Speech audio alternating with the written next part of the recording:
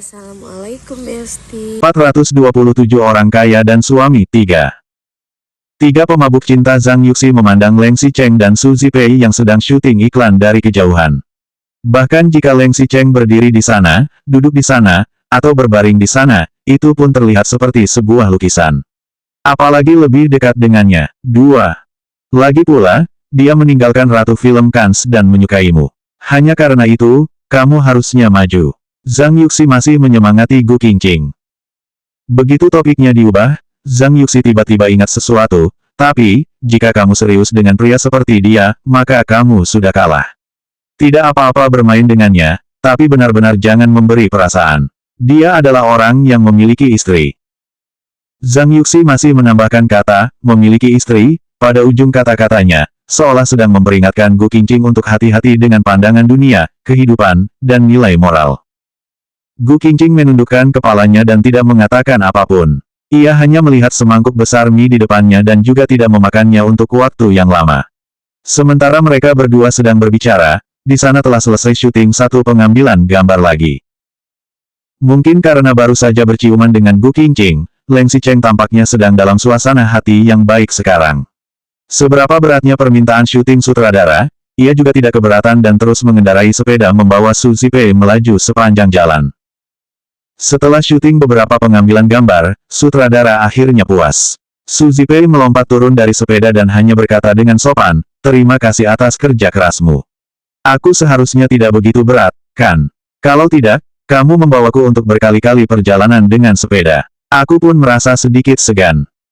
Leng Xicheng menoleh, melirik Su Zipei, dan berkata, wanita itu lebih baik sedikit lebih gemuk. Apa bagusnya terlalu kurus? Jika wanita menjadi kurus, ketika dipegang semuanya hanya akan terasa tulang. Bahkan, dada pun menyusut. Leng Xicheng suka memelihara Gu Qingqing menjadi putih dan gemuk, agar Gu Qingqing nanti melahirkan seorang putri yang cantik untuknya. Su Zipei menjadi sedikit membeku karena apa yang dikatakan oleh Leng Xicheng. Namun, ia juga terlalu malas untuk memedulikan Su Zipei. Leng Xicheng mendorong sepeda kepada sekretaris Cheng yang berada di samping, lalu segera melangkah dan pergi. Su Zipei merasa sedikit aneh saat melihat Leng Xicheng pergi dan membatin, apakah masih ingin tambah adegan? Adegan ini sudah selesai syuting, kan? Leng Xicheng bertanya dengan santai, aku akan pergi makan. Aku tidak takut menjadi gemuk.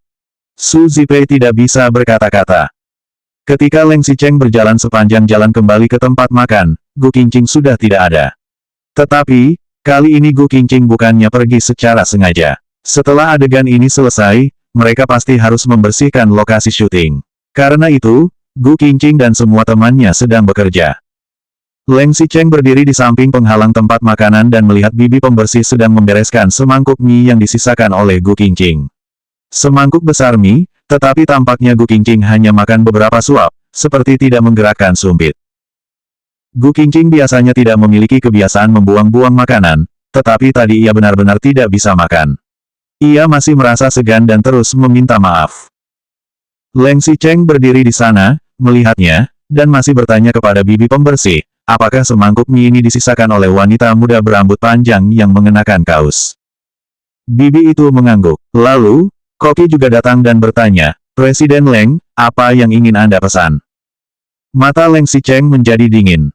Ia menunjukkan mangkuk mie itu sambil mengatakan, bahkan seorang wanita pun tidak menyukai apa yang kamu masak. Apa gunanya aku mempekerjakanmu? Kemasi barang-barangmu. Kamu juga ikut pergi ke departemen logistik untuk mengatur laporan pembersihan. Setelah Leng Xicheng mengatakan itu, ia melihat Gu Qingqing dan yang lain sedang membereskan barang-barang dari kejauhan. Wajahnya tidak menunjukkan ekspresi tidak nyaman, jadi Leng Xicheng juga menjadi sedikit tenang. Tanda pisah, tanda pisah, tanda pisah. Syuting terus berlanjut hingga berakhir pada malam hari. Aku kelelahan sekali. Jika besok masih harus bangun pagi, aku pasti akan pingsan. Zhang Yuxi mengatakan itu di restoran sambil memukuli pinggangnya dengan kepalan tangannya, namun ketika melihat hidangan lezat di depannya, tatapan matanya menjadi mengeluarkan cahaya lagi, tampaknya rasanya enak.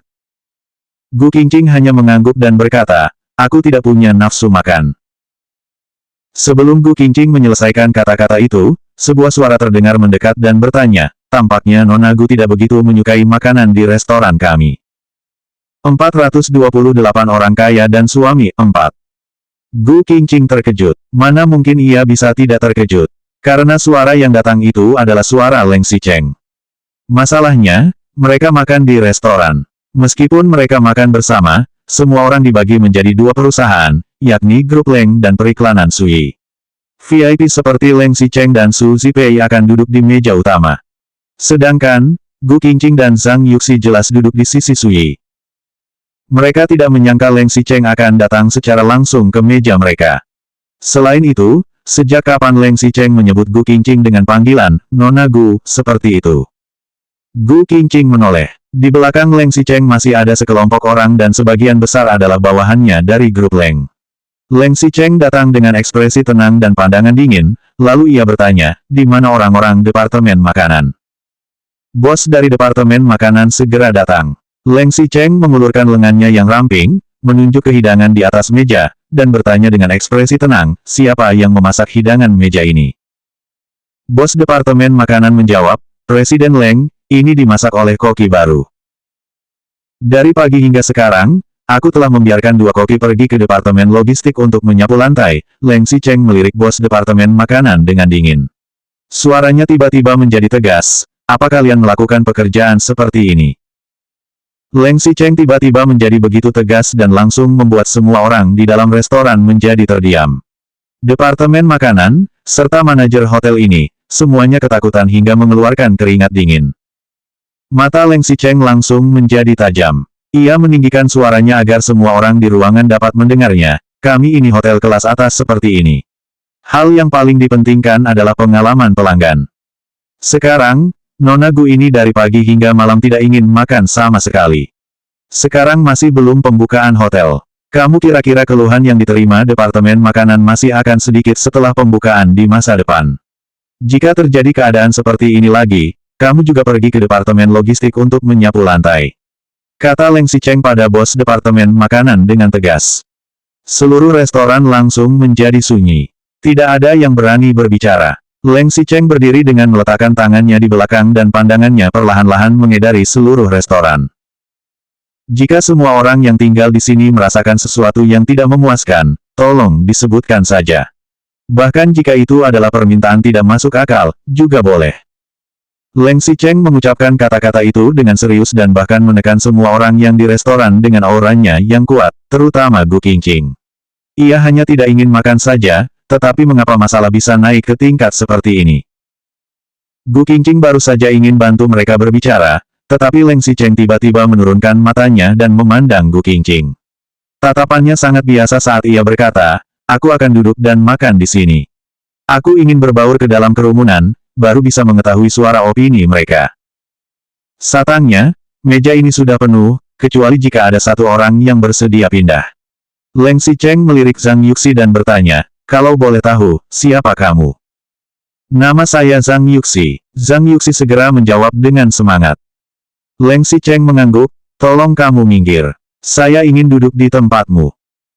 Zhang Yuxi tercengang dan segera tahu bahwa ini adalah metode Leng Xicheng untuk menggoda gadis. Ia pun langsung mengangguk dan setuju, baik. Gu Qingqing menarik Zhang Yuxi untuk memprotes, apa yang kamu lakukan? Zhang Yuxi mengedipkan matanya ke arah Gu Qingqing dan berbisik ke telinganya, semangatlah. Aku yakin padamu. Sebelum Gu Qingqing sempat menolak, Zhang Yuxi langsung pergi. Kemudian, Leng Xicheng segera duduk di samping Gu Qingqing. Ekspresi Leng Xicheng tetap tenang menghadapi sekelompok orang di meja itu dan tampaknya ia menjaga sedikit jarak dari Gu Qingqing. Leng Xicheng sedikit mengangkat bibirnya, saya harap semuanya makan dengan senang. Karena ada seorang pria tampan, orang-orang di meja Suyi merasa sangat senang.